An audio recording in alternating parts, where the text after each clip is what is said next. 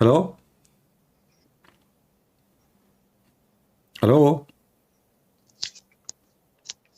Hey, Simi, can you hear me? Hey, how are you? Just a second here. I need to just. Yeah, can you hear me? I hear you. Go ahead. Okay, yeah. Yes, this is Boris again. If you remember, we had a talk I, a few days remem ago. I remember you, all right? Yeah, we had a talk a few days ago. All right. And yeah, I was wondering if we could just continue with our conversation from the Yeah, we last will time. continue, but I have a little off topic now. I want to finish it first. What do you think about the secret marriage in Islam, as long you are a Muslim? I've been following your life in the Rumble. Uh-huh. What I can say from my personal, that is, the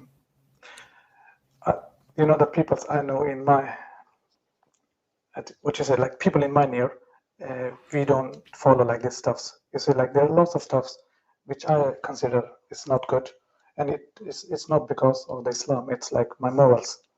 So personally, I don't find it. But Morally so you good. are saying your moral is good and Islam moral is bad?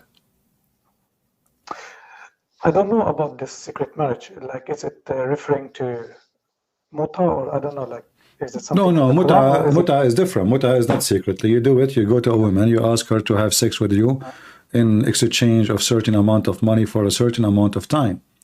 And when the time is up, there is no need for divorce. The so-called marriage is over. It's like you go to a pimp house. You pay certain money. They tell you you have 30 minutes. 30 minutes is up. You just put your pant on and go out. No, as I condone muta, but what I was wondering about that secret message, I don't know if it's anything I've heard about, or it's there's referring to Quran. Secret marriage is in Islam there is all kind of marriage. There's zawaj of friend. Those are not really marriage. It's a form of prostitution, and actually even Muslim marriage is a prostitution. Like when a Muslim man he marry a woman, do he marry her for life or he marry her temporarily? Marry for a life, I No, guess. no, because as long you can divorce her by one statement, this is temporary. It's a contract. Actually, even your Muslim call it contract. Is that correct? That's the thing I'm trying to tell you. It's depending on who you ask, because as I've grown up. No, I'm not talking about you. No, don't take me Okay. wrong. I'm not talking about you, about me. I'm talking about Islam. No, that's I'm telling. I mean, the type of Islam I have been learned, that I'm telling you, because what I have been like teach, especially if you take about this marriage, it have to be witnessed by two peoples or more. Otherwise, it's not valid. So Who was the witness of Adam and Eve?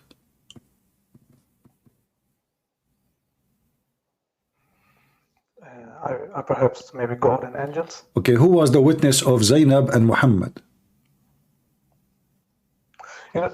Nobody. Back to the, yeah, you understand what I'm trying to say. So you see, the witness, first of all, the witness doesn't change anything if you witness it or not. If it's a marriage or not marriage. But obviously in Islam there is no marriage, because simply it's a contract. One person, he have the right to finish the contract anytime, and that is the employer. The employee cannot fire the employer, correct? But what I'm trying to tell you is... No. I want to focus with me. Can the employee fire the employer, or the employer can fire the employee? Can the employer fire the employee? Okay. Who is the one who fire? The employer or the employee? Can I, if I am an employing you, can you fire me? No, it's the boss. Okay. So in Islam, the man only can fire the women, which means the woman, she is not part as a partner. She is just a contractor. She is an employee. When you are a partner, I cannot fire you because we are equal in what we do. But in Islam, the man, he can fire the women by one statement. He say divorce, she is divorced. So simply in Islam, the word marriage does not exist. Secondly, the word nikah mean the F word. Yes, but that's not my understanding. And if you like more, ask most the common peoples, they wouldn't talk in the same way what you're thinking. That's what I'm trying to Well, tell they you. can say whatever they want. Who care about what the you see, your understanding, it doesn't count, because it's not my understanding, it's not your understanding, it is what it is. Right? If I understand that a cloud is rocks, doesn't mean a cloud is rocks. Correct? Yes. So there's a huge difference between my understanding and what it is. So if some Muslim, he think this is not what Islam is about, well, he have to prove me wrong. And then he will have a better understanding then. And I will be the one who think that the cloud is rocks. But if I am the one who can prove that my understanding is what Islam is about, then your understanding doesn't count, because my understanding fit perfectly with what Islam is about. If you can show me the reference about what you're trying to say about this contract, it's from the one, if we talk about if you can get divorced, it's from the one side. Can you show me the reference? You know, okay. I am surprised that you are saying to me you need reference. Aren't you a Muslim? Yes, yes, and that's what I'm telling. What I have learned, it have to be two witnesses, and when it's just come to the divorce, like it's not personally with me, but what I've heard, it's both ways. A woman can divorce you if she is unhappy, because No. I remember. No, a woman, she can ask for divorce, and that if the husband he accept, she can ask him divorce me, but she can divorce him, and then the man he might put condition, like there's something called al-khula. Al-khula is like I don't know what the word in English, like the break. So she can ask for that, and if he agree, then she have to give him all the money he spent on her. So what men usually do, they start beating the women, making her life like hell, until she asks for that, so he can get all the money he spent on her. Otherwise, he will never divorce her until it's up to him. If he don't care for money, he just divorce her. If he want her to get him all the money back, he keep her as a wife, he never divorce her, and he will beat her every day. You can just show me the reference. It's also like, well, you know, the Quran, chapter 4, verse number 34, it says, الرجال قوامون على النساء. Men are in charge of women, and they are better than women. So, if you go in the Quran, let me open the verse for you. What? Tell me again. Verse 4? 434. 434. Yeah.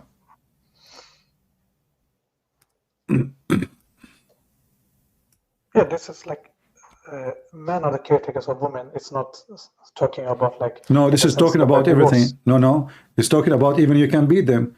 Why the man he can beat his wife? He can beat his wife. So you are in charge of her totally. Like when the Quran speak about divorce, the Quran speak about talking to men divorcing women, not to women divorcing men. Yes, but I remember there is a hadith, you can help me if I'm wrong, about the woman, if she is not sexually pleasured by her husband, she can divorce her. She have to prove that he cannot have sex. Not only he don't pleasure her, so he cannot have sex. So then she can ask, because the purpose of this marriage in Islam is sex. So if the man he cannot perform his part as a man, then the marriage will be dissolved. But this is a different story. But if you go in the Quran, chapter 2, verse number 230, chapter 2, verse number 31, chapter 2, verse number 232, all of them talking about men divorcing women, divorcing women, divorcing women. So not women divorcing men. You will not find one verse in the Quran saying, women, you can divorce your husband. You will see always saying, divorce if he divorce her, if he divorce her. Now, this is a chapter 2, verse number 233, 230. And here actually you find very funny rule, that if a man, he divorced his wife 3 times, she cannot go back to her husband, the one who just divorced her, until if a new husband, not to marry a new husband, until if No, I have followed this when you had this talk for a few days ago with some other men. I have followed this. You know, that's I'm telling you, trying to explain you. Okay, it can be written in the Quran, but me personally, or like we don't follow these rules. So you see, in that case, I will do like what I find it. It's not contradicted with my morals or like my living, how we live. So that's the simple, you know. That's like we can say, you see, Bohis, you are. Is your name Bahis or Bohis? bias. Bahis. Okay. Yes. So you can give me a speech about your morality. I can give you a speech about my morality. But this is not what the topic is. The topic is what Islam is about. Like here, as we see, what kind of God he say? If a man he divorced his wife, she cannot go back to him unless she, if not marry the other husband. You see, and this is the proof, by the way. This is one of the proofs that the word nikah does not mean marriage. It means to if. Like here it says, until she sleep with other husband, not until she marry other husband. He's a husband. Look at the first translation. Until she has married another husband. How married another husband?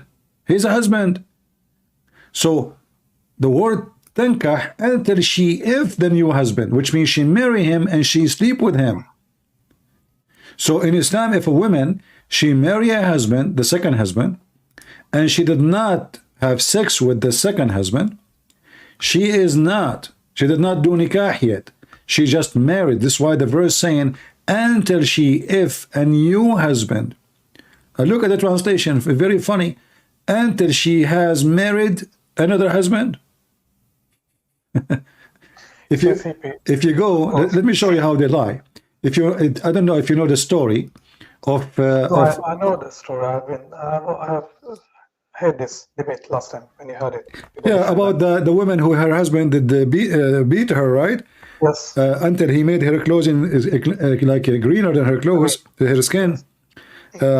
What Muhammad said, you should know that you cannot go back to your previous husband unless your husband do nikah to you. Until he tastes your juice. So she have a husband, so she can't go back. She have to be literally effed by the new husband. And the Muslim, they false translate. They say until he had sexual intercourse. The fact doesn't say that. The fact it says until he tastes your orgasm, and you taste his orgasm. حتى يذوق عسيلتك وتذوقي عسيلته. Until you taste his orgasm. So now she is married. Can she go back to the previous husband? No. Why? Because he did not taste her orgasm, and she did not taste his orgasm. So what is the purpose of this marriage? What is exactly why this woman, she married from the second husband? She married from the second husband so she can go back to the previous husband. How that can be a marriage? So Islam is just a game. It's like, you know, sometimes because the law is so stupid, so you play games with the law. Like, you know, I go to the traffic light, and the traffic light now is red. And next to me, there is an entrance to a gas station. So I go in the gas station, I go out from the other exit, I take the road, and I continue to go straight. So I avoid the traffic light. So this is what the Muslims are doing. So now a Muslim woman, and this is coming from God. I will come back to this because regarding the hadith, I will come back when I have my proper topic. Just as a quick answer of what you're talking about. As I told you, I'm not so into in details. That's the first thing, because usually, as you know, you're a scholar by yourself, as you told. The thing is, when this type of topics, you need to understand everything, the history, you need to know the context, you need to know.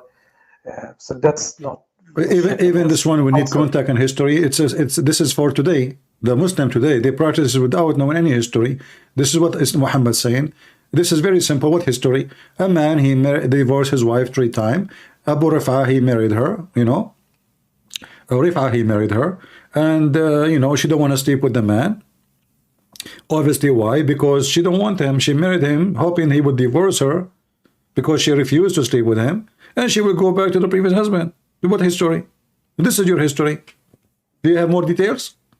No, that's the history. But that I'm telling you, you don't know the context. You don't know, like. No, we know the context. You know, it's very well explained. We have, you know, this is why the books of hadith exist, to tell us all the context. We have what he said, what she said, what he told her, what he did, how he did beat her. We have all details. What is missing? No, the missing it's my understanding of this. What I can say, for my morally, I wouldn't do it. That's what I'm trying to tell you. Okay, but isn't it the Quran? Isn't it the Quran says if a man divorces his wife 3 times, she cannot get back to him unless it is 3 times. Did the Quran give more details? That's it. So supposedly the Quran is enough to give you that. This is the command of Allah. That's it. So there is no more learning note for history. If you divorce your wife 3 times, she cannot get back to you unless she have sex with a new guy. Why? What is the logic?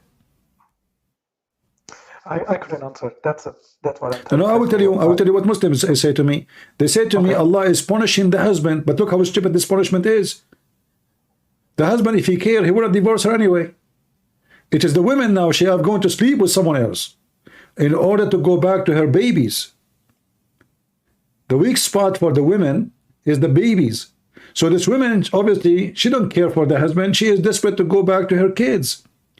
So now she had to go and find a new guy, and she hate him, and obviously he's beating her, and he's way older than her, in order just to get back to the previous husband. That's the whole story. So look how much suffering the women she have. And look, even Aisha, she said, I did not find any women suffering as a believing woman. Who said that? Aisha.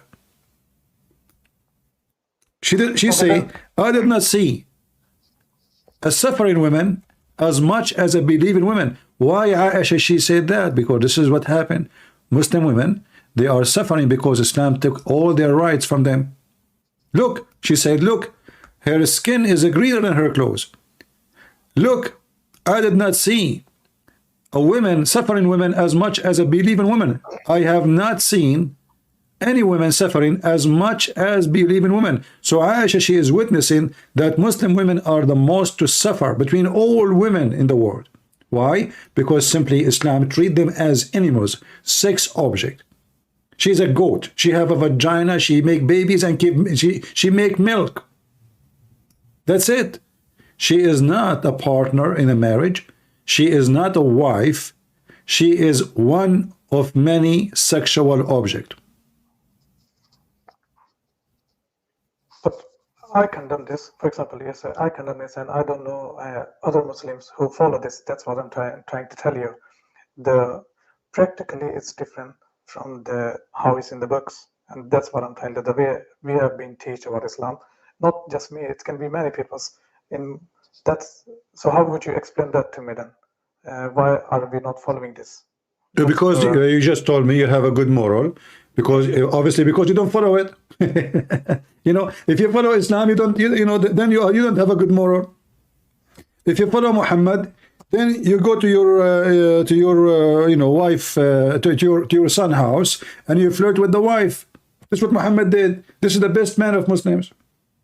So because you are coming from a good family, your parents are good people, so you refuse to practice such a thing, but not because Islam is good, but because you are a person of good quality, you don't want to follow such a thing. But what does have to do with Islam? You know, you refusing because you find that with Islam, without Islam, is way better than you following Islam. So you refuse to follow Islam. That's why you are saying to me, I don't do that, because simply you're not following Islam. If you follow Islam, you would do that. I can have a quick, okay, we can just discuss about it. You know, as with the religion, I had a quick talk with a friend.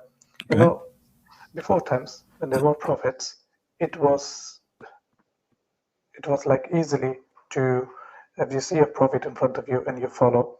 You know, these days, when it's come to the religion, we have many religions, for example, and then in that case, you never know which one of this is right. Who is the one who told you this logic? Give me his name. No, it's not logic. We are talking. No. You see, this is false logic.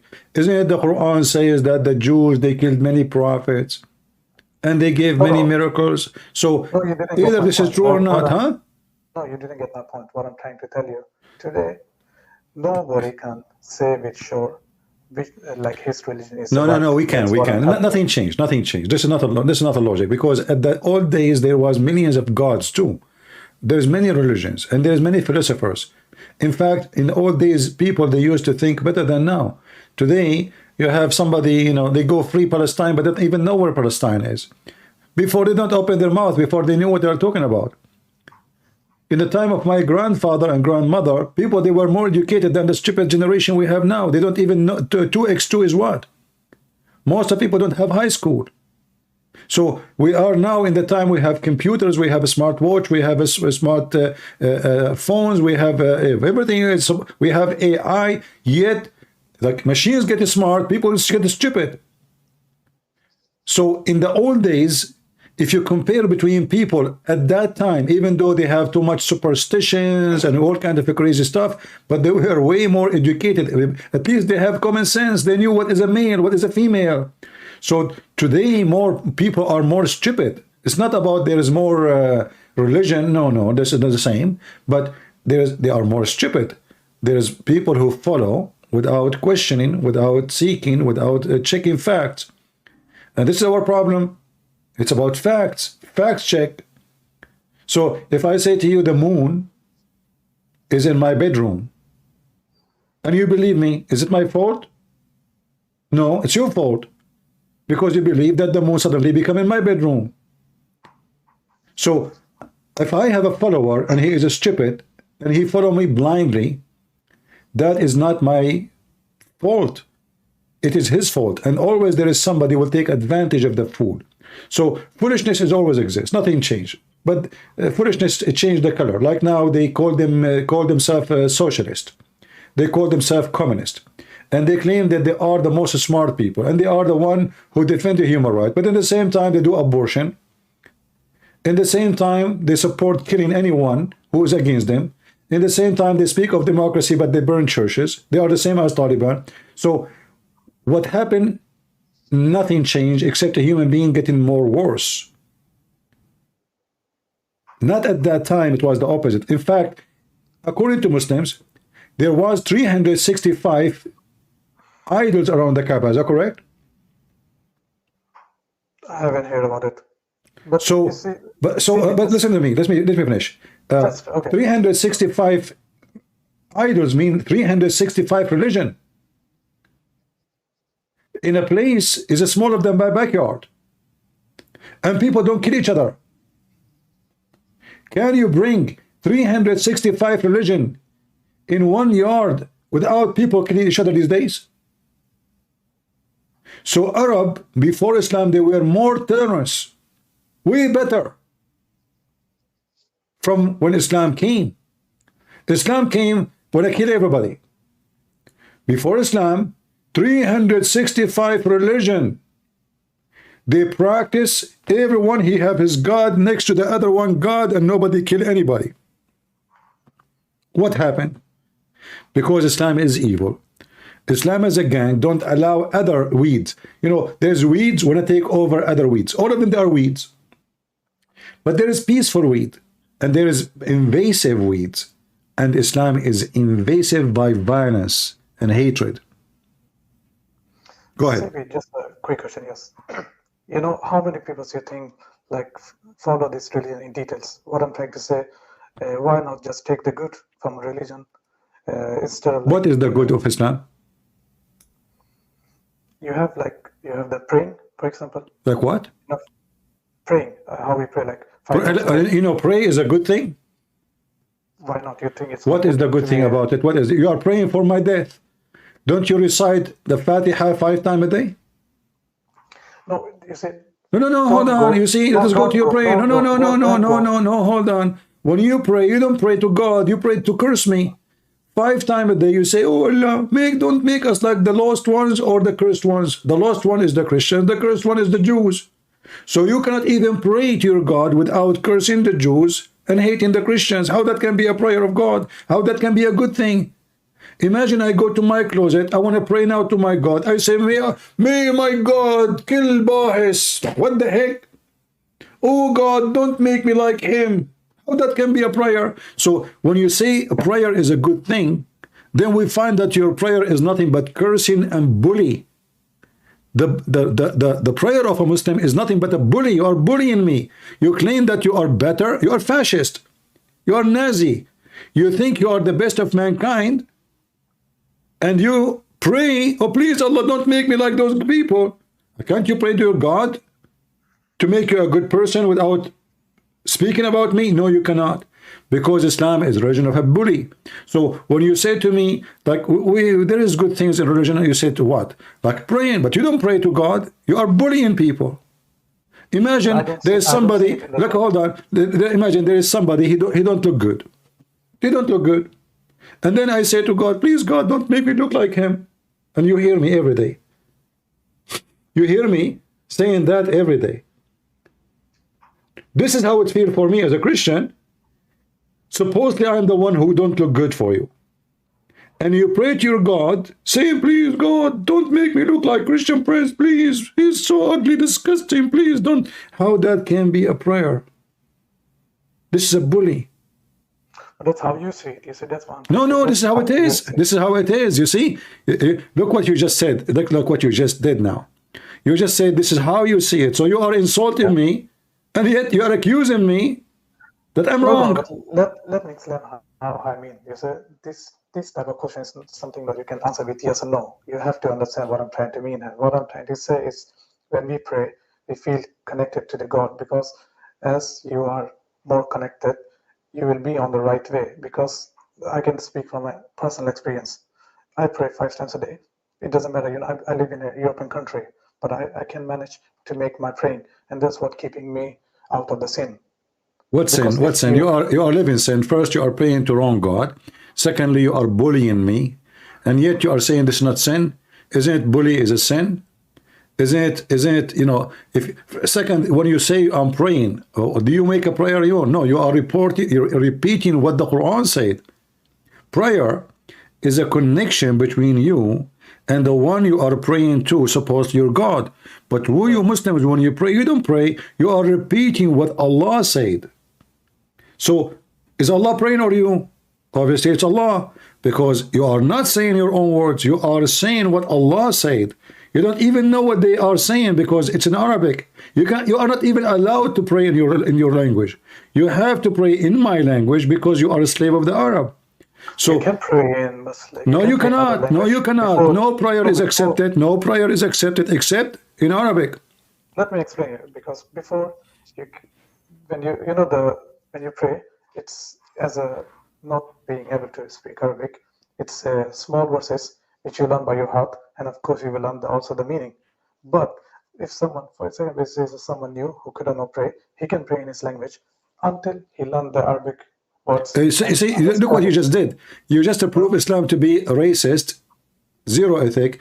You can pray in your language until you learn how to pray in Arabic. What does that mean? Why I cannot pray in my language? You see, this is why Islam is made for the Arab. It's a racist cult to hijack every culture. Then you change your name, you change your clothes, you change your food, you change your habit, and then you became an Arab. That the whole idea of Islam, it's about Arabization. You are a slave of the Arab, is to destroy your heritage. Like, isn't it, can you as a Muslim be proud about your heritage before Islam?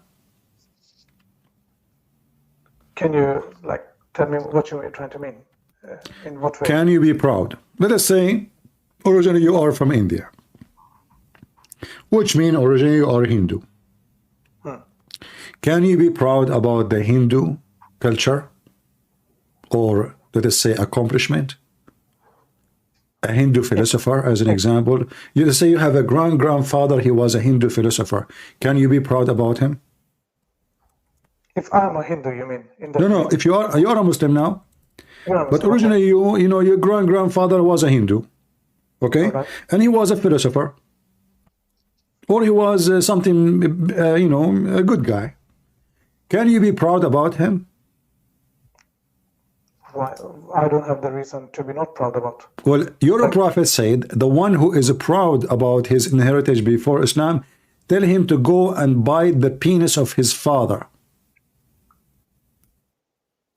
Can you believe it?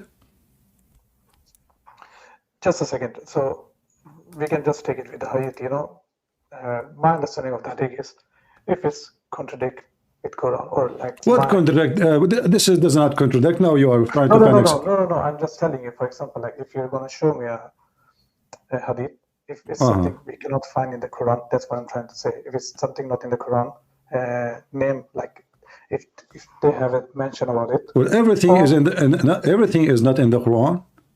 What do you mean? So now suddenly you Muslim, you follow only what is in the Quran? No, I follow the Quran and I follow the hadith. Okay. Which, if it's not contradict or if it's something. My friend, you have a wrong understanding, because you must follow hadith which is contradict the Quran, because there's many hadith is made specifically to abrogate the Quran. Don't you know that?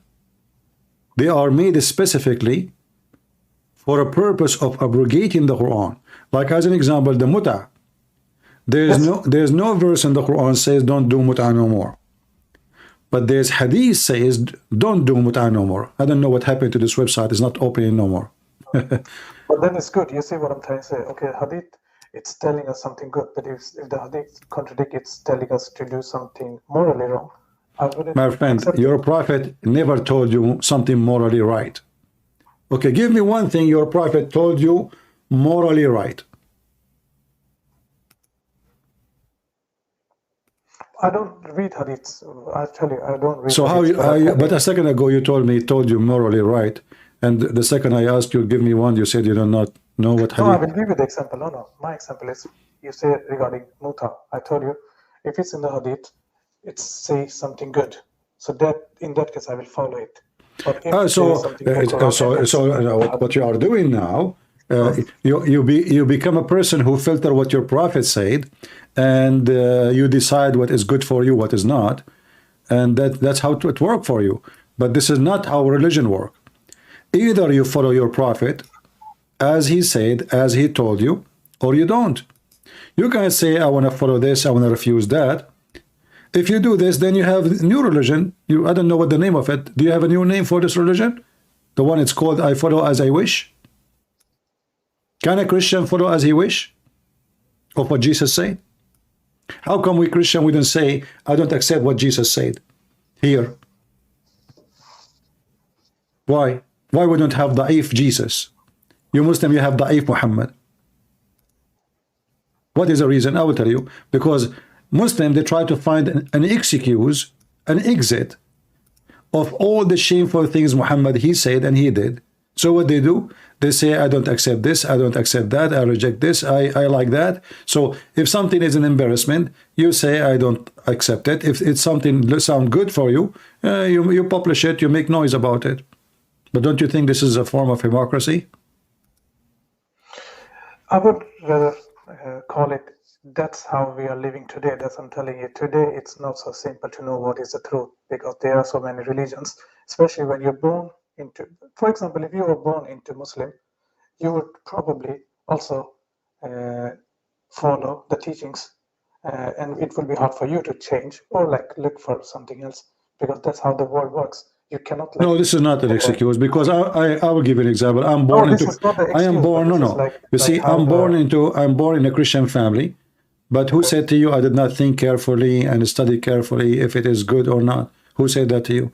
So I decide to stay as a Christian, or to be as a Christian, because actually the Bible says you have to be reborn again, which means born of a Christian family does not make you a Christian. So I made a choice to be a Christian, and as everybody, like now you are talking to me, you can convince me, you can make me change my mind, but can you? You cannot, because simply I'm very much convinced, and I have all the evidence to prove to me that the Christianity is the right and the truth to follow. So I am not, it's not about it's hard for me to leave or to stay. Why it's hard? There's nothing is hard unless you are a person who don't care. If you are a person who don't care, then you stay as you are. Why you go to school to learn? Nobody like to go and sit behind, and there is somebody school you and tell you what to do and give you a homework, and then he tell you what you are a bad person if you did not do it. So I go to school because I want to improve myself, improve my knowledge. You study because you want to improve your knowledge. And if the knowledge will not improve me, that means it's not a knowledge. But that's the reason why you're speaking here. That's the reason why we are having this conversation. That's the reason why I'm looking for the truth. But All I right. just, you see, that's the reason we are sitting here. But you know, And, what I notice about you, yeah, that you are saying to me, the reason I'm here is to look for a truth. But the second I show you something, you say, I don't accept this.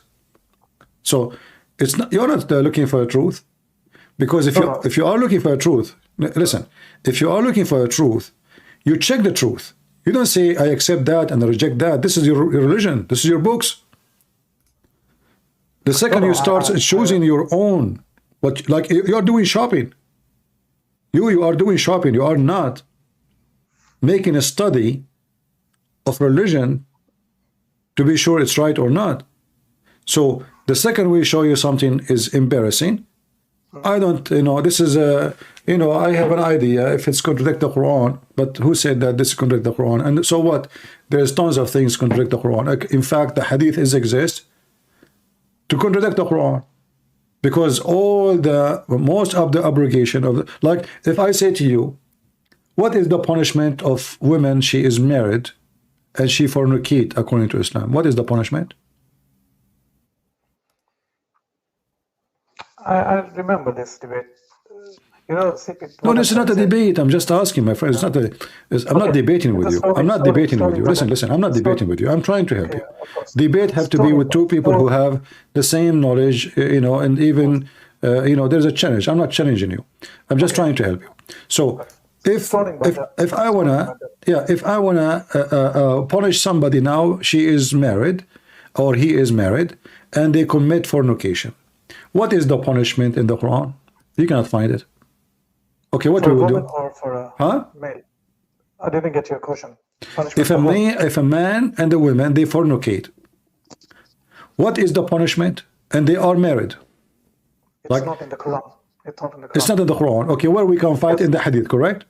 It's a Hadith, yes. Okay, but the fact it wasn't the Quran. So it wasn't the Quran, the goat ate it, and now you ask the Muslim, they said to you, it's abrogated by recitation. Okay. How in the world that can... So the Hadith actually exposed the corruption of the Quran. And this is why many people, they try to escape from the Hadith, because the Hadith give us a lot of secret out. So the Hadith is like a, you go in the ethic of somebody, like when you go in his room, he have pictures of God's religion, he have Quran or Bible or etc. Then you have small storage room, dark room in the top of the ceiling, and they're nowhere, hiding behind boxes. And then you open those boxes, and then you find porn, and then you find sex magazine, and you find a Playboy.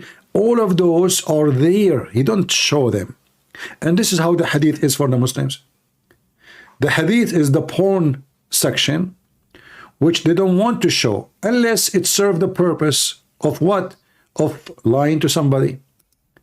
The second you show them something embarrassing, we don't want it, we don't accept it, we don't listen to it.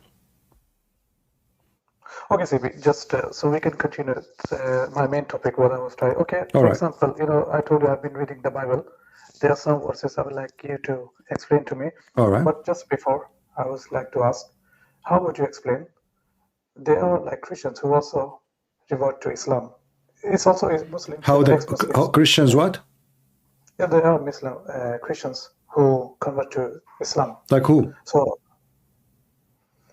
this is like, I have been following this, as I told you, Speaker Corners, where and there is a debate between Muslims and Christians. I see people writing on the... My friend, those people do not know anything. You see, here we go, convert me to Islam. Those are not the Christians. The Christians, they don't even know how to say the prayer, Our Father art of heaven. What kind of a Christian they are? Those are born in Europe, born in, you call them a Christian. They are not Christians. I saw every single, like those who open channels, like the guy, his name is Bob the Builder. Do you know him? Yeah, I know. Yeah. This guy is a big scam. He claimed that he is a Christian. He do not know one single thing about Christianity. But he claimed to be a Christian. He was Orthodox. But I never heard of an Orthodox. He don't know what Orthodox is about. So they are a scam to make money and collect money. That's all the whole idea. His wife, she is from Senegal. Look, listen. His wife, she is from Senegal. She is a Muslim, but we never saw her. We never met her. He never sat next to her. How we know that he is even telling that the truth that he have a wife? So they say things, they fabricate things. If I say I convert to Islam now, Christian Prince, do you know how many millions will subscribe to me? And how much money I will make? We know the business. There's many people, they make a reaction for the Quran. It's just to click, for the click to make money. We know that. We are not stupid.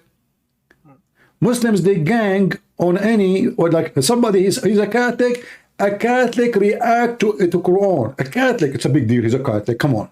He's the Pope. So they make video, he take a picture of himself, his mouth is open, like, wow, like what happened to you? His mouth is open like a tiger. He have a reaction video. I mean, come on. So we know that those are all fake.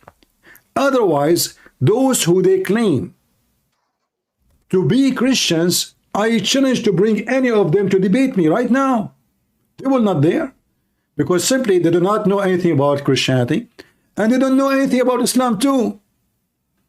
Like even this guy, Andrew Tate, he came in the video, he says, brothers, sisters, and even he made the same for Sneeko. Why you are asking him to be a Muslim now? We know that they are not real Muslims. He said that. We know they are not real Muslims. Now, can you say to me Andrew Tate was a Christian? I don't follow him, but I'm just... No problem, but can we say he's a Christian? Can we say his brother is a Christian? His brother, he claimed to be Orthodox, but he's a pimp. So my friend, the Lord, he says, not everyone says to me, Lord, Lord, will enter the kingdom of my Father, but the one who do his will. Those are not and never was Christians. But I can bring you people who used to be sheikhs and they left Islam. And if you can bring me someone who used to be a priest and he become Muslim, then I will say, okay, this guy was a Christian and now he become a Muslim. Let us debate him. Because, yeah, he was a priest. I mean, obviously, he was not only just, he was religious. But then, if he debate me, he will lose miserably because he will discover that he have no religion. I get your point, but what I'm trying to say, you cannot say for the sure that nobody in the world, like Christians, have, like they are ex-Christians. So that until, if we just take... My friend, no problem with ex-Christian. Let us say, for the sake of argument. And we are 3 billion. 3,999,999,999 millions became Muslims. And there's only one person still a Christian, still Islam is false. And Christianity is true, because I can prove it. And nobody can prove me wrong. So, if you cannot defeat the knowledgeable about both, that means you have no religion. You go after the ignorant. You see, I'm not debating you. I'm not defeating you. I know that your knowledge is not strong in Islam. So I said to you, bring me a sheikh. And then you watch what will happen. Did I tell you last time to call a sheikh? Did I or not? Yes, yes. Okay. Why I'm asking you to bring me a sheikh? Why I'm asking you to bring me a sheikh? Because I want to show you that it's not your fault that you do not know. Even your sheikh do not know. Islam is not a religion. Islam is a shish kebab hummus. It's a mix of many stupid things. So your sheikh cannot debate me, cannot defend Islam, and he will fail miserably. Not only you. So when you say to me, somebody convert to Islam, I ask myself, who? Muhammad Ali Klai? This guy is a racist guy. He joined the Nation of Islam. He is a racist. He hate the white people. He decided he was looking for a group to join. A group that told him that Islam support black people. But the fact Islam make fun of black people. So he's ignorant. He's a stupid. He joined it. And the rest is the same. They do not know what Islam is about. And they are seeking the benefit. The Nation of Islam is created by Al-Qaddafi. Millions of dollars come every month from Al-Qaddafi. Every month. They have center everywhere, all from the money of Libya. Everybody knows. When Al-Qaddafi, he died, the Nation of Islam leader, this guy Farrakhan, who everybody know how big a scam he is. You know, he marry women. All secretary, they have babies from him. MashaAllah. Smash Allah. He boom, boom them. When he died, Al-Qaddafi, he made a big speech and he went in the street and he went crazy because Al-Qaddafi is the source of money. Now there's no more money. So we know how Islam function and we know the benefit. Even those who they are going in the street to free Palestine, they don't even know what they are going for. You can say all of them, they are Muslim too, even though they are homosexual. How you can explain to me that a homosexual or a feminine group, they join Muslims, Free Palestine. You can't explain it. Those Muslims, they want to kill the homosexual. So how the homosexual support them? Does that mean Islam is right? Or that's mean that those homosexual are a bunch of idiots, do not know that they are supporting the one who want to kill them most? So if you want to explain to me the stupidity, go ahead. But you cannot prove to me that if somebody, he's a stupid and he join you, he's smart. Like you will see a Jew, he is joining Free Palestine. Free Palestine says Free Palestine from the sea, from the river to the sea, which we kill all the Jews. But he's a Jew. So he's a Jew. He joined the one who screamed next to him, kill all the Jews. Is that because he's smart or because he's a stupid Jew? Because he's a stupid Jew. If you bring me a Christian, he defends Islam. Is that because he's smart or because he's a donkey? Well, obviously he's a donkey because he is supporting the one who want to kill him and he want to go after him. So you are trying to present Islam to me as a good religion because there is somebody convert to Islam, but I can show you tons and thousands. Do you know how many thousand left Islam because of me? Do you have an idea? Not really, but well, you can search right now, search on YouTube, left after debating Christian Prince, you will find endless number. When the founder of Hamas, his son, he became a Christian. Is that because he's stupid? He do not know what Christianity, he do not know what Islam is? This guy, they call him the son of Hamas. This guy, he grew in the center of terror and he decided to become a Christian. Okay, we can come to it. So I have some questions, sir, regarding some verses I've been reading. Also help me to understand. Just a quick thing. You know, last time when we had a conversation, you told me there's no verse in the Quran where God telling about Prophet Muhammad being unlettered. I have the verse, if you can just put it, 29:48. 49? 29:48. 29, chapter 29. Yes, chapter 29 and verse 48. Okay, okay, read it for me. Okay. All right. You, O Prophet, could not read any writing even before this revelation, nor could you write at all. Otherwise, the people of falsehood would have been suspicious. Okay. I want you to tell me, who is the one who told you that it says you cannot read? Who is the donkey he told you that? Where it says you cannot read? But the Quran itself. No. Where? I want to see the word read. Where it says you cannot read.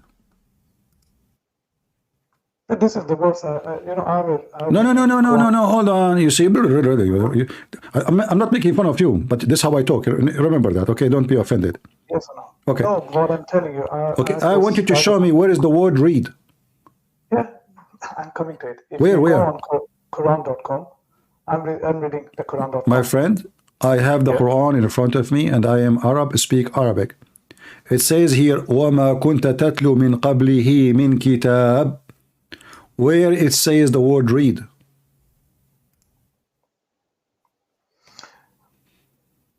The translation I'm reading. Okay, so the translation you are reading is made by a donkey, because the word tatlu does not mean read, it means recite. And this is your translation too, because it says tilawat al-Quran is reciting Quran, not reading Quran. Talawa, this is an Arabic word. This is why the translator here says recite. What translation you are reading? This is from Quran.com. What the name of the translator? What the name of the translator? I don't know how to find it. Like, can you think you can? Well, here we go. I'm changing translation one after one. This word mean recitation does not mean reading. The translation here says read, but tatlu mean recite. And actually, you look what happened. You quoted this verse for me to prove to me that Muhammad did not know how to read, correct? Just a second. Let me... No, hold on. Did you quote this? No, hold on. I will go with you. Did you quote this verse for me to prove to me that Muhammad, he do not know how to read? Yes. Okay, I will go with you. Let us assume that the word mean here read. But look what happened. It says before this Quran. That's mean Muhammad, he knew how to read. How come I did not see the word before? So no, hold on. You search. It took you 3 days. It took you 3 days, 4 days to search for it. It says here. No, listen. Focus with me, please. You do not know. Neither you do.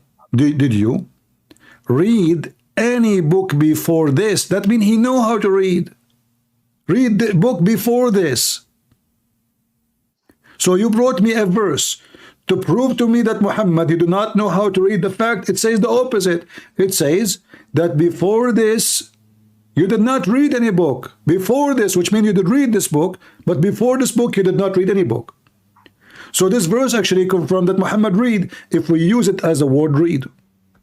If we flip the translation, the word yatatlu, to read, that will make it that Muhammad, he knew how to read. So in fact, you gave me a verse now based on your translation confirming that Muhammad, he knew how to read, how to write, because it says, if I say to you, before this book you did not read any book, that means you did read this book. But how will you, the second sentence, no, did you write any book? How will you he did not write. Muhammad never wrote books. What does have to do? If I know how to write a book, like all my life I was able to read and write, but I did not write a book, and then I start writing books. So does that mean before that day I wrote my books, I do not know how to write or read? So Muhammad did not write books. Okay, no problem. But here it says, neither you read any book before this. So you did not read a book before this. That means you did read this.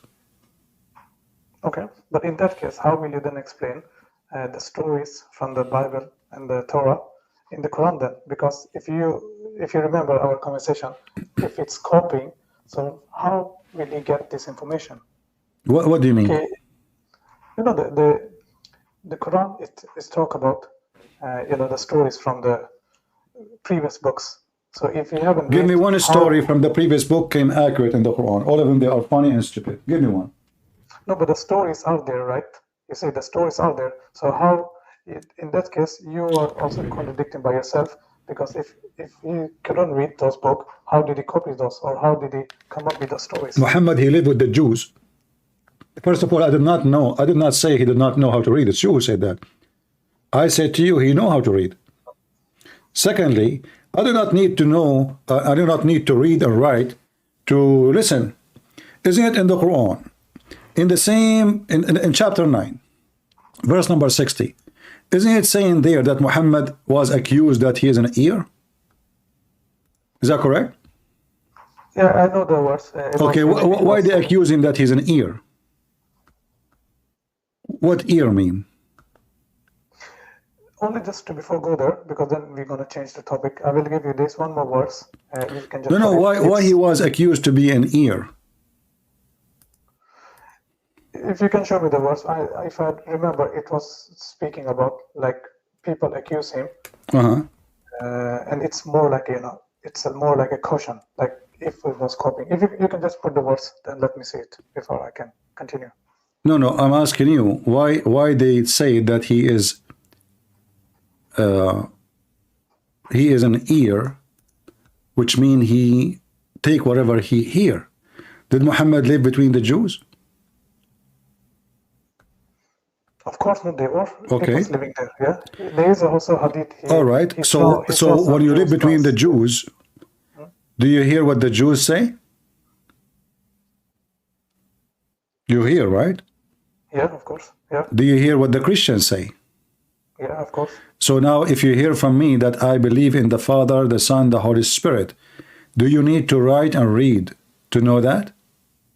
Or it's enough to hear it from me and now you know what I believe?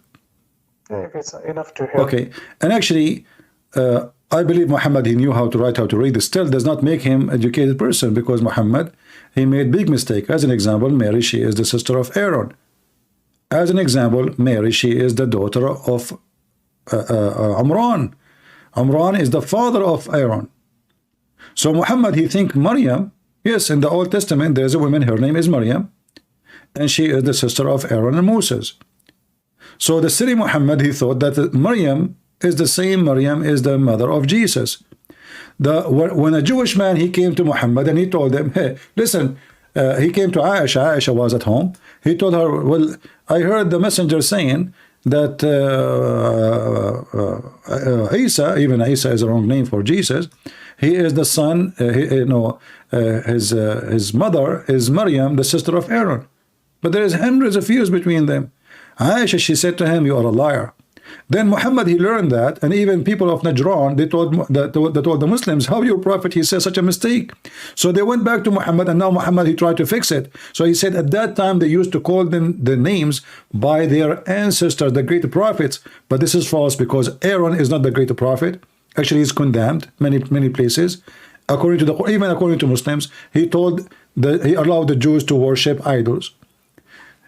In the same time, it was too late for Muhammad to fix it. Why? Because he said that Mary is the daughter of Imran.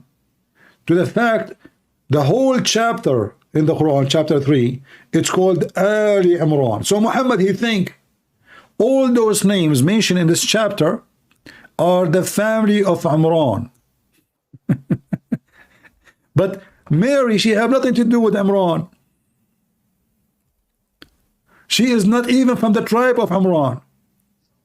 So Muhammad, he start talking about Isa, about Zechariah, about Moses, and about Isaac. All of them, this is the family of Imran. But what Imran, what are you talking about? What Imran have to do with this? So suddenly, the father of Moses become the grandfather of Jesus. How such a mistake can happen? So Muhammad, he learned from the Jews, yes. He learned from the Christian, yes, but he learned absolutely false information. He messed up. As an example, your prophet, he says that in the time of Moses, the Samaritan, he misled the people, but at that time there is no Samaritan. What are you talking about? How the Samaritan came to existence in the time of Moses? So Moses, he go to the mountain, he come back, he found the Samaritan, they misled them. How this happened? Anyone he have little knowledge of history, he knew that this is impossible, because those are not exist at that time. You do not need to be a genius. You can go right now and search in Google. You will find that this is a very wrong information. How Muhammad, he come to such a mistake? If this is a book coming to him from his God. So the Quran full of history mistakes, geographic mistakes, science mistakes, grammar mistakes, language mistake. Even the word Quran is wrong, because there is nothing in Arabic is called Quran. This is Aramaic word. Okay, we can continue. Okay, but just for a moment, as I say, if I doubtful about Quran, you can just try to answer me regarding my questions regarding Christianity. Okay. Or what but before we go to Christianity, I want to know first if you are still a Muslim or not, because you see, why I want to go to tell you about Christianity if we are not done with Islam. We have to be done with Islam, otherwise, like, what is the reason for you to leave Islam if you are not convinced Islam is wrong? I'm here to convince you Islam is wrong. And then, if we reach that point that you agree with me that Islam is wrong, then I will have all the time for you to speak about Christianity. But why want to jump? Why want to cut in the middle of the work we are doing, and then we jump to different topic? Are you convinced really that Muhammad is right when he spoke about the Samaritan, that they all exist in the time of Moses? Is that what history says? Are you convinced that the baby is made from the sperm, and the sperm became a dead blood, and then the blood became a lump, and then the lump become bones, flesh and bones? Are you convinced that the sun set in a muddy water, and he found where the sun set? Are you convinced that there is a dam of Gog and Magog, and there is a creatures behind it who they are not a human, but they look close to human, and they are evil, and they are trillions of by number? If we are 7 billions, they are trillion, because every one of us have 1,000 of them. This is from the time of Muhammad. So if everyone multiply 1,000 before he die, that means by now they are maybe a billion trillion. All of those are behind a dam, and this dam is made from copper and iron. Either we agree that this is a fiction story and Muhammad is a liar, and it's Quran, it's not a hadith. No, in that case, what I'm telling you, you don't have to like say it's not right and just change because I'm trying finding the truth. I can read about two religions at the same time before. You can read, but first for me, I want to finish with you about Islam. Either you agree, because I'm not going to waste my time simply. I don't want to be rude to you, but it's a waste of time to answer you about the Bible when you are not convinced yet that Islam is false. I'm here to explain Islam first. And then when you leave Islam, I will be happy to go with you to the Bible.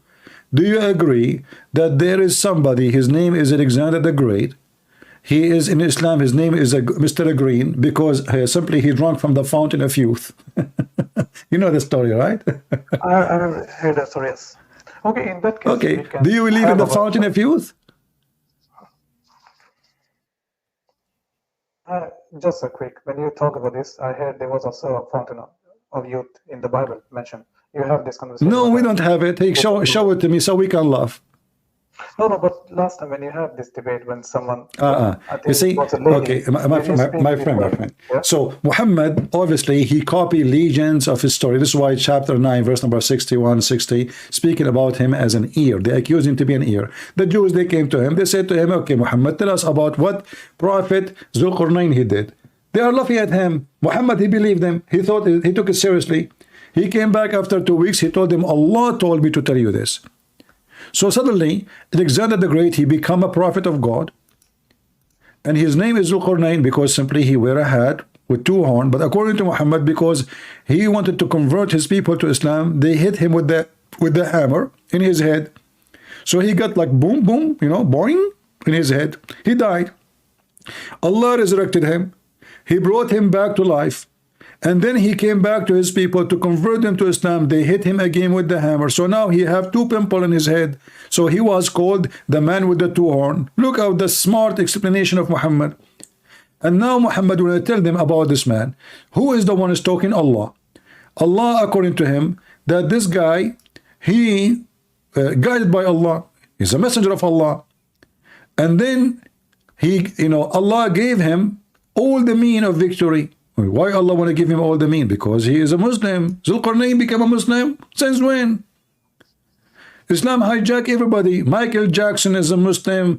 Job is a Muslim. Joe Biden is a Muslim. Trump is a Muslim. Christian Prince, he died. We make him Muslim after he died. Just wait. We will say he put his finger up. He was giving, maybe Christian Prince was giving finger to somebody. And then suddenly they will say he was giving Shahada. Just wait. So anyone become famous, they will make him a Muslim. So now Allah is telling the story, and they ask you about Zulqarnain, say, I shall tell you something about his story. Who's talking? Allah. Verily we established for him in earth. Okay, we gave him all the means of every. Why you want to do that? I mean, everybody knows Zulqarnain is a pagan man. So he flowed away until he reached the sitting place of the sun. Look, what the heck is that? Do you believe in this, that the sitting place of the sun? And then he found it sitting in a black muddy spring of water. And he found near it, near what? Near the sun. Can you just explain this? I really don't understand, like, what's the problem with this? And it can be the English.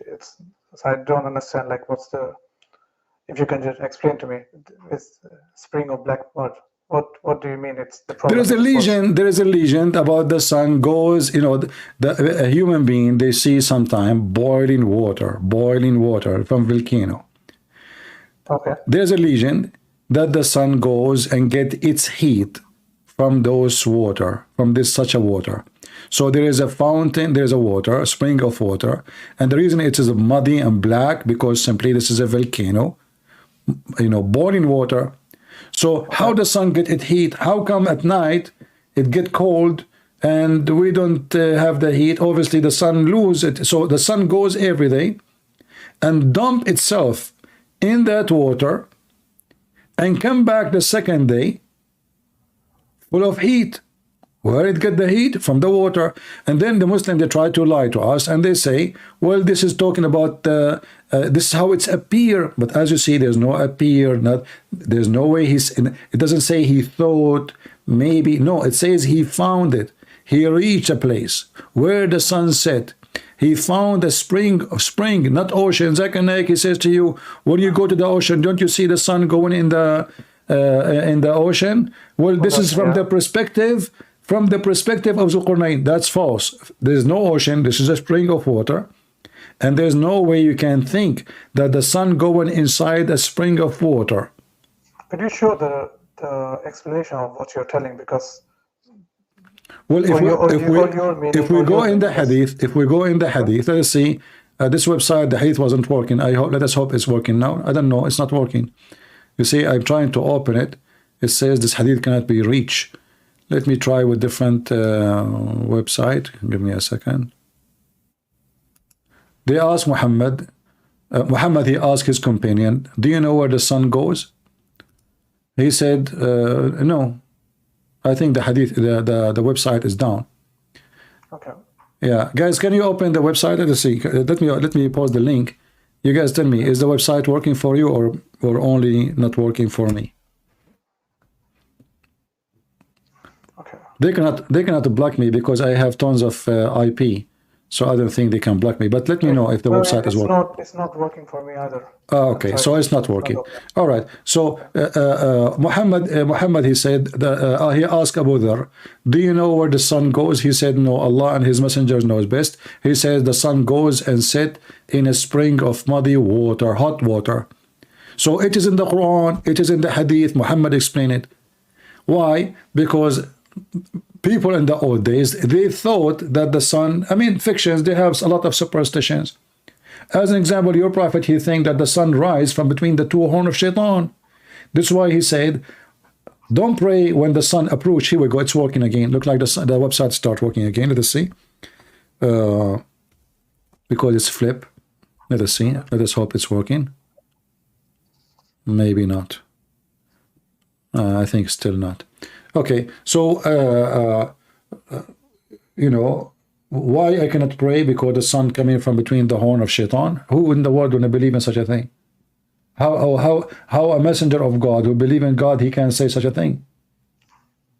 So Muhammad, he have tons of his stories. All of them, they are stupid and full of fictions and dummy stuff regarding astronomy, space. Like Allah, he created the star to shoot shaitan if he tried to spy at him. Is that correct? Yes. Okay. Is that really what the stars are for? If shaitan can sleep on your nose, how in the world we want to shoot the shaitan with a star? Look how tiny the shaitan is, and he is invisible.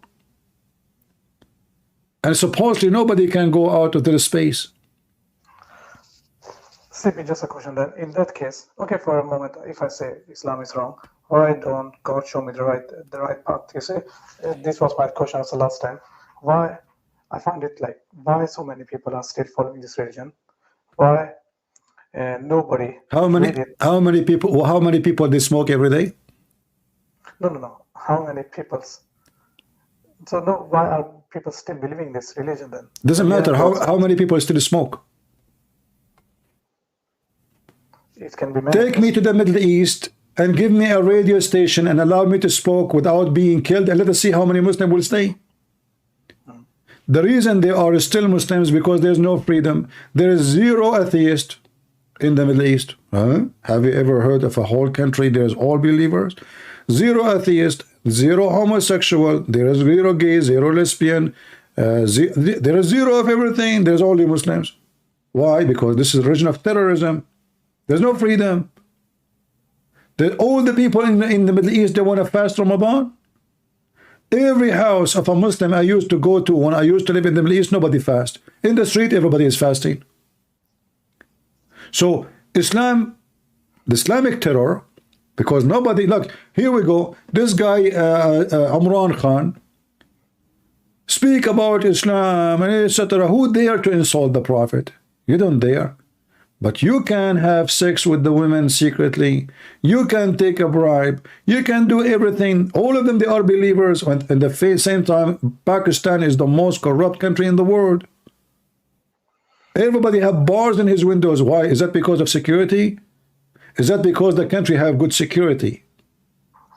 No, it's because of the So dealing. can I say all Pakistan are Muslims or zero Muslims? I don't know how many Muslims there is, but give them freedom. Let us see how many Muslims. You will not know how many Muslims in a country unless you give them a freedom. Then you will know who's a Muslim, who's not, who's a Christian, who's not, who is a gay, who's not. Give them freedom. If you want to know how many thieves in a city, take the police away. Then you will be surprised. You will find that your neighbor is a thief, and maybe you are too, and maybe me. The second the police appear, the street is full of thieves. The police in the street, everybody behave. So doesn't mean if nobody is stealing now, or few only, that mean there's only a few thieves. No. This is why you see the second there's a chaos happen, you know, riot, then suddenly they break into stores and they break into banks and they steal phones and jewelries. They rob Walmart. I mean, hundreds. Like, what happened? Suddenly all the town is our thieves. Yes, there's a lot of thieves. Give them freedom to be thieves and you will see who is a thief, who is not. If there's no freedom, you do not know. If there's no freedom for me to tell you what I'm saying right now, there's nobody to say what I'm saying right now. Nobody, zero. Does that mean all of the world, including Christian Prince, he's silent, he's mute now? All of us, we believe in Islam or we believe in Christianity? No, because there's no freedom. Freedom, my friend, is the only test of who is and who is not. Your kids, your daughter, your son, and I'm not talking about you, I'm talking about everybody. If you force your daughter, don't go there, don't do that, she would do it secretly. I remember when I was in a school, you know, we went in a taxi to go from city to city, me and a guy, we are from the same area. We took a taxi, but we cannot pay for the taxi, all of it, you know, it's not worth it. So the taxi, you know, like they can take other passengers with us. So he took 3 girls, they sit in the back seat. The 2 of us, we sit in the front. The 3 girls in the back, they were wearing burqa. They are wearing hat under the hat so nobody can see their hair. They are wearing gloves. And they are Muslims, very conservative. We arrived to the second city and we want to continue now to the third city. The driver, he have to wait in the station so he can get 3 passengers to replace. He will not continue unless either we pay for the space is empty or we wait for other 3 passengers. So we said we wait. We waited, and then the girls, they came back. And they came to the guy. Hey, Abu Muhammad, we forgot with you a case. The guy, he looked at them, and we look at them too. They are not the one who came with us. They are wearing, you know, those like Spaniel clothing, you know, opened chest, their breast is coming, their hair, makeup, short skirt. The guy, he said, no, no, you did not come with me. The one who came with me is the 3 girls, and they are conservative, wearing hijab. They said, it's us, it's us. He said, no, it's not you. And then they start telling him what he was saying to us during the trip to prove to him that they are the one who was in the back seat. They start telling him about how he write his homework. He's, you know, there's things he told us nobody knows. I mean, just now we are in the trip with him. And they told him even what we said back to him, what we asked him, what he said to us. The guy, he went crazy. And then when we travel again, he said, man, I will never let my girls to go study in different city. Look, those girls, they wear hijab, they wear burqa. As soon they arrive to a new city, look what they are wearing. How I can let my daughter to go to different city? I'm going to stop her from going to school now. So give them a freedom. You see in Saudi Arabia, 20 years ago, they go vacation in Europe. They go in the toilet seat in the airplane, in the bathroom, before even they land. They go in the bathroom, they have a new clothes with them, they have little tiny bag with them. They go in the bathroom, they come with the new clothing. There's no burqa, there's no hijab. So when they go in the airplane from their country, they are wearing burqa. As soon the airplane fly and they are out of the kingdom, right away they go to the bathroom and they put makeup and they wear short skirt. So to know who is a believer who's not, give them freedom. So if you see a woman, she converted to Islam, she's wearing hijab, will she have a choice? She did that. I believe her. But I don't believe a Middle Eastern women. Those are forced to. Freedom, Okay, my so, friend. so freedom. Okay, I'm living in a free country. There are many Muslims also living here. So just for a moment, why is not God showing us the right way? You know, as I'm talking. God, he's showing you. Here we go. God, he's using me to talk to you. Who said he did not? No, me and you. You say I'm coming to my point. You say if someone is born in a different religion, okay, in a family, it's not all the time that that person will try to seek other religion. Like most of the time, it will be like he will continue as he have been teach, as he been. That's I'm telling you. Like why in that case God is not showing us the right sign? Okay, in that case I'm speaking to you, but can you guarantee like all the peoples, like all Muslims, they are like do it as I'm doing? So how will you explain You that? cannot be a Muslim. You see, I'm a person who say things and I don't care what people will say. You cannot find a Muslim and he's a good person. If you are a good person, you are not a Muslim. Because a Muslim is someone who follows Islam. Is that correct? Not all the teachings. No, hold on. You see, I'm being honest with you. I'm telling you what I believe. I am being honest with you. No, you are. If you are a good person, you are the Muslim. Because if you are a Muslim, then you can lie to your wife. Do you lie to your wife? No. Do you approve lying to your wife? Sorry, if I've... Muhammad, he says, a Muslim, he can lie to his wife. The wife, she can lie to the husband. He can lie to his friend. He can lie to his enemy. Who's left? So, are you a good Muslim who lied to his wife and you like to have a wife lying to you? No. Then you are not a good Muslim. Are you a good Muslim who like to have sex with the children like Muhammad? No. So you are not a good Muslim. You're not a Muslim at all. Okay. Do you like to use stones to clean your ass? Do you like to take a shower with dead dogs and women blood from period? You say no. We are a bad Muslim. Do you like to kill Christians just because they are Christians as Muhammad did? You will say no. You are not a Muslim. So a true Muslim is a bad person. He's a bad person. He's very evil actually. A Muslim by name, he can be a nice person. His name is Muhammad, but he don't want to kill people. He don't want to have sex with the children. He don't want to rape the Christian and the Jews and the Hindus and the atheists. Well, that's because he's a good person. He's a nice person, but not because he's a good Muslim. A good Muslim is someone who follows Islam. A good Christian is someone who follows Jesus. So if a Christian, he want to go and work as a drug dealer, he is not a good Christian.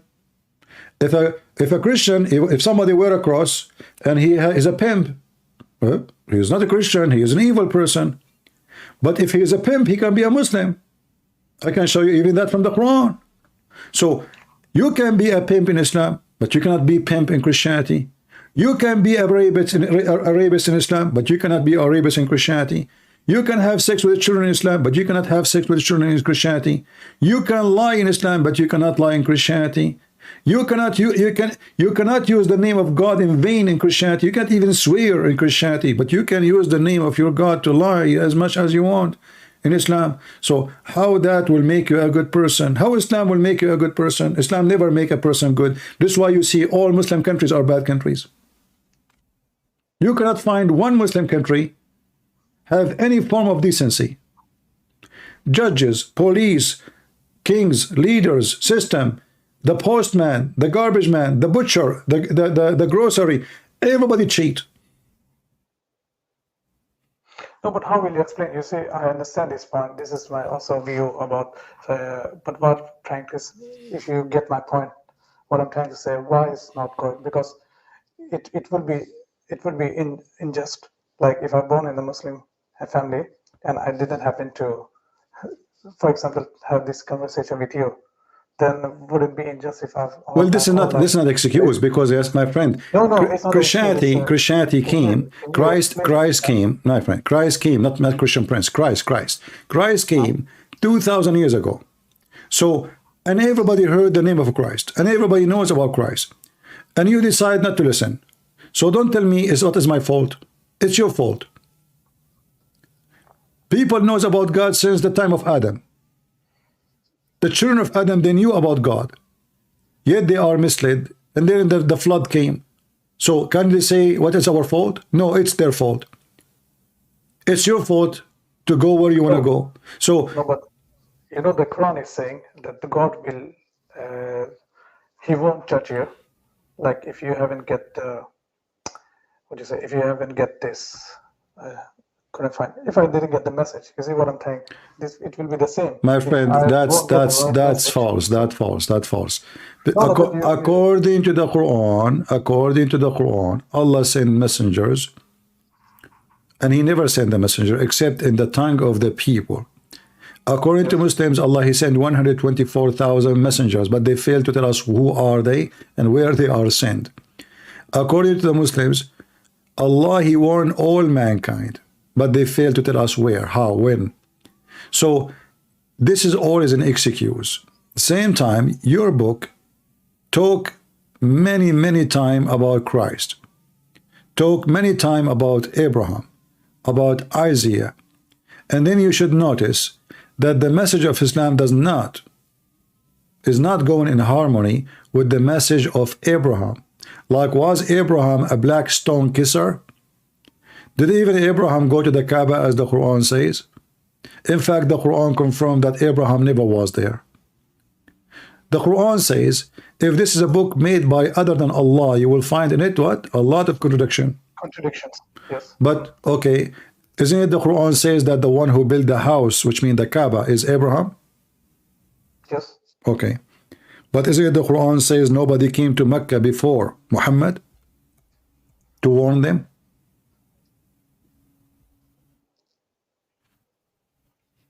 You mean in the sense of the messenger, or you mean people okay? Living there when before? Abraham he came to Mecca, according to the story, did Abraham came with Ishmael and he warned his children to worship Allah? Yes, he warned his Okay. children, yeah. So how the Quran says that Mecca never have any warner before Muhammad? If you go to chapter 34, verse number 44, it says, and we had not given them scriptures, which they could study, nor send them before you, Muhammad, any warner. So how Abraham was there, how Ishmael was there, how the children of Ishmael were there, and all of them, they are Muslims according to Muslims, yet nobody came, and they never received any scriptures. So what Abraham, he went there, he have like his bikini? Abraham, he went there to do what? So he built the Kaaba, the house of God, and with his son Ishmael, yet he did not mention the word Allah to his people there. But the verse is so clear. We had not given them scriptures, no books before you to study, nor send them before you. Very clear. Nothing, no one before you. To the people of the Mecca. Yes, people of Mecca, exactly. But if the people of Mecca are descendant of Abraham, how you can say nobody came to them before you? Before you see the word before? If the word before is not there, you can play with it. You can say he's talking to people of Mecca. No, he's speaking to before you, before your existence. Yes. So before the existence of Muhammad, and before Muhammad became a prophet, there's nobody came to them as a warner. So there is no way Abraham was there. Same time, why the Jews want to hide Mecca? Why the Jews, they want to say, why Muhammad himself abandoned Mecca? He was praying toward Jerusalem because he want to be hypocrite of the Jews. He was trying to convince the Jews that he's a Jew like them, but the Jews did not accept him because he's a pagan. So he changed direction just for the sake of hypocrisy. And when he noticed that the Jews will not believe in him anyway, Then Umar, he told him, let us pray and go back to the pagan religion, our Kaaba. Was the Kaaba as a choice of Allah or a choice of Umar al-Khattab? Umar al-Khattab, he says, وَافَقَنِي Rabbi, my Lord agreed with me in 3 things, in different hadiths 10 things. Some they say 15 things. So Allah agreed with me about what? About the Kaaba, the Qibla. So it's not the choice of Allah, it was Umar. Umar told Muhammad, let us pray in the direction of the Kaaba. Muhammad, he take it and he make a verse exactly as Umar said. Okay, CB, we can do it like next time. If I will come to talk to you, then I will. No let you problem. know. And always you are welcome to invite invite a sheikh. You know, I would like you to invite a sheikh exactly, so you can see that nobody can answer me. I don't want you to feel like you are not able to answer because you do not know. But trust me, all Muslims are like you, including starting with your sheikh. They don't know. Yes. No. What I mean, of course, you have the point there. That's why I've been listening your other debates, and I don't find many people could answer you. But what I'm trying to say, I will continue with my reading of the Bible, and then we can, because you don't want me to ask something before, I'm sure. So then we can have a let me give you a chance to ask me a question about the Bible before you go. But I want to like continue on my topic about Islam. But go ahead, give me a question about the Bible before you go. I was just reading. So I read this Genesis. It was let me just take I don't know if it's really in Genesis, but they are like in the beginning of like sorry, let me think. If you help me, I don't know the words, but it was about like angels having children with the humans in the earth. You see, some people, they have wrong understanding of this. The angels, they are the children of God. Those are the one who believe in God. They were like angels. And then they married from the pagan. They associate themselves from the pagan. So for us, as a Christians, we cannot, or even the Jews, they cannot marry or associate to have a family with someone is a pagan. So they marry. This is not about angels having sex with a human. This is about I just told you. This is about you as a person who believe in God. Some people, they try to explain it as angels having sexual intercourse with a human. That is false. Angels. Because I have Googled it, yes, as you told. Because I have Googled about it, and some people, they are speaking about like fallen angels, like it's a different. No, fallen angels are angels. You see, the proof of that, Jesus said that when you go, they ask him about a woman who is going to marry her. He said he and she, they will not get married. They will be the same as angels, which means angels don't have sex. So it's obvious. So angels are not sexual and they don't have sexual desire. And this is why angels cannot be what it's meant. So the Bible sometimes like when the Bible says I'm a child of God, is that true? I'm not really. I'm not a child of God. Is God my father? No. But when we pray, we say our Father, correct? Yes. Okay, but doesn't mean I'm saying, so if you are a foreigner, reading my book, they say, oh, the Christian, they are children of God. So that means they believe that God have sex with their mother and they are, born from God. But this is not what we believe. This is the same exactly what you understand about this verse. Those are not angels marrying them. Those are the good ones who associate themselves with the bad ones. So they are falling. But when I Google about this, they call it Nephilim. So how they call them what? People come up with this thing. They call Nephilim. The what? Nephilim. I see if someone is also writing in the chat. They call it Nephilim. Nephilim? Nephilim. Nephilim. Nephilim. Ah, okay. Yeah. So you say so. Yeah, okay. You see. If somebody want to give you his own understanding, he will say that to you. It's up to you. But we know for sure that angels cannot have sex. Why? Because Jesus himself explained that we as a human, When we go to heaven, we will be the same as angels. They were asking him, who is going to marry this woman? Who is going to have her? He said he and she, they will not get married. They will be the same as angels. So angels don't get married. It's obvious, it's clear, and explained by Jesus. So nobody can say or claim that this is really what happened. The Son of God, the same as us, the children of God, who they have sexual relationship, immorality with unrighteous people. And this is, coming from Genesis. So, but those fit in one, like, as an example. Could you just show me, it's easier to follow, like from our own understanding, if you have like... If you go to Genesis 6, if you have to connect the dots with each other. But when somebody he give you his own understanding. If you go literate way, by the word, it says, okay, sons of God. But we know that God don't have sons. We know that we as a Christian, we believe that God have only one son. So they cannot be the Son of God, because simply they are not. Only God have only one son. So in order to be the Son of God, you have to be Jesus. You cannot be an angel. So those are angels, and they are not sons of God. So son of God mean what? Sons of God and the daughter of men. This is about the fallen people who believe in God, who committed immoral act, and this is why they are fallen. Okay. Like the word angels can be used in many ways.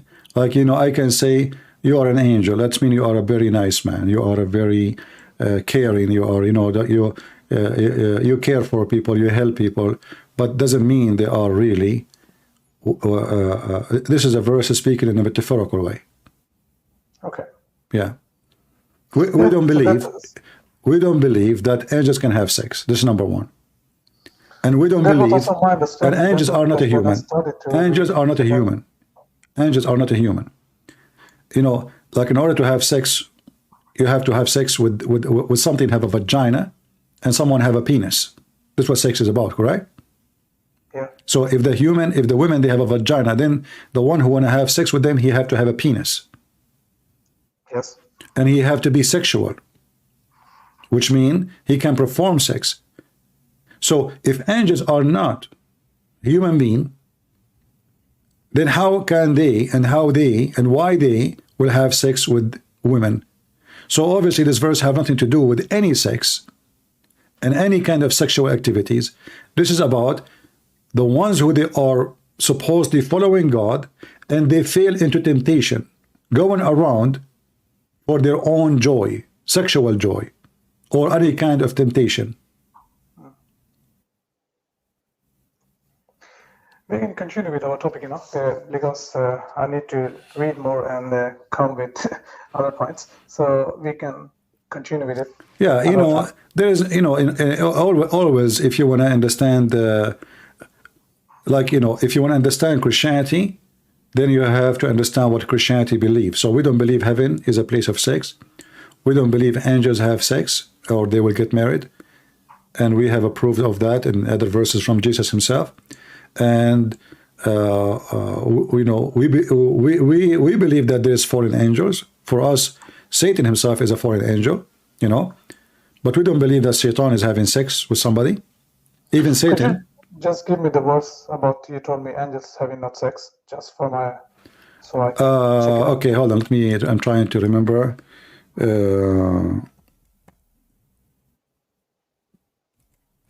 Give me a second.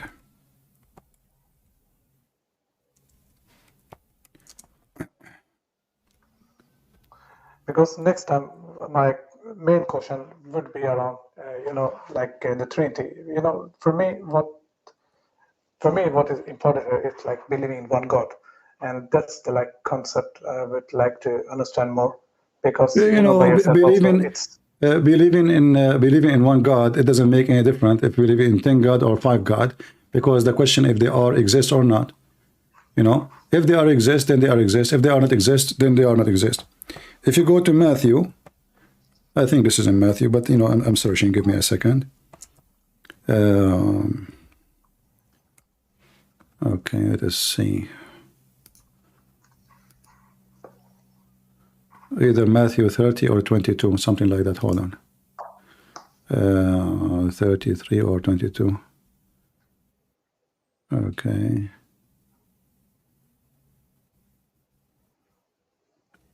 Yeah, maybe Matthew 33. Let's see. Oh, sorry, Matthew 22. Second. Matthew.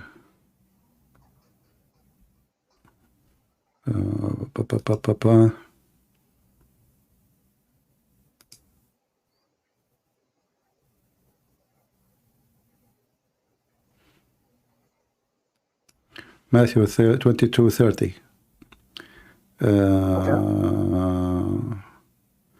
No, there's no 30. Actually, hold on. 20. Sorry, 20. 20. You see, my memory is being eaten. My memory is in the Quran is way more stronger about the Bible, sadly.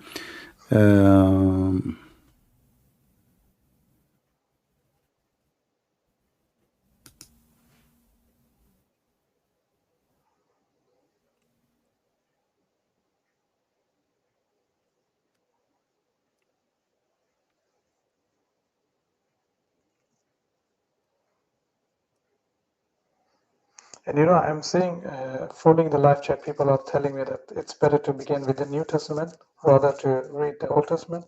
What would you say, like, in that? Yeah, Matthew 22:30. Okay. Yeah, so it's, you know, it's confirmed for us that they don't get married.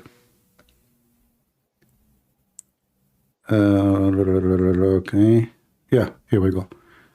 Yeah, actually 30. For in resurrection they neither marry nor are they given in marriage.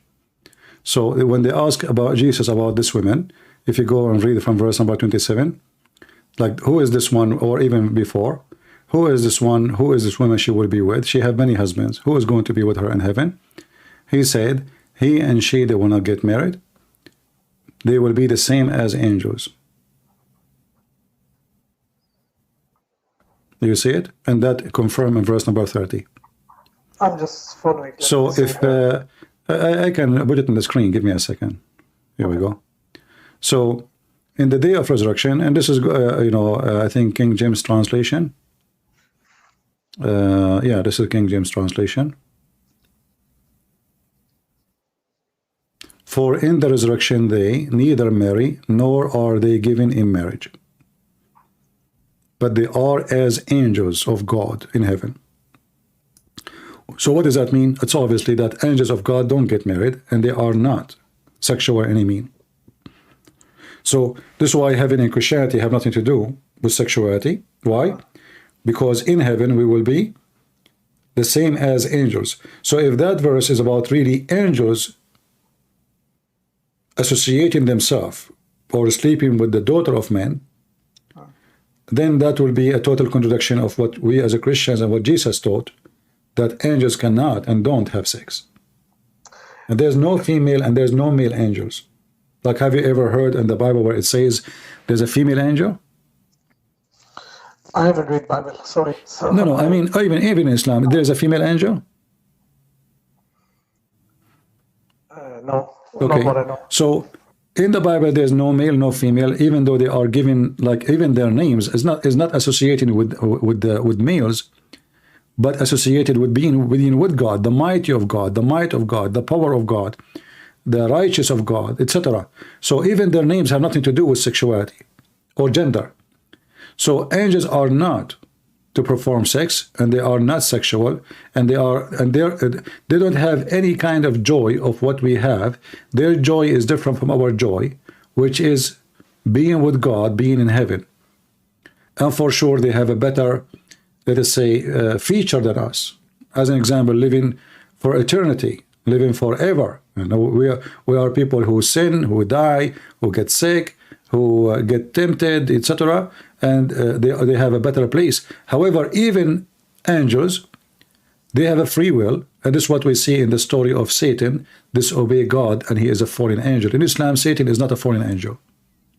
He's not an angel, he's the jinn kind. Yes, but in Christianity he is. And that is, by the way, exposed the Quran about the story of Allah ordering angels to bow down to Adam, except Iblis, he refused. But Iblis is not an angel anyway, but he commanded the angels. So why he's upset?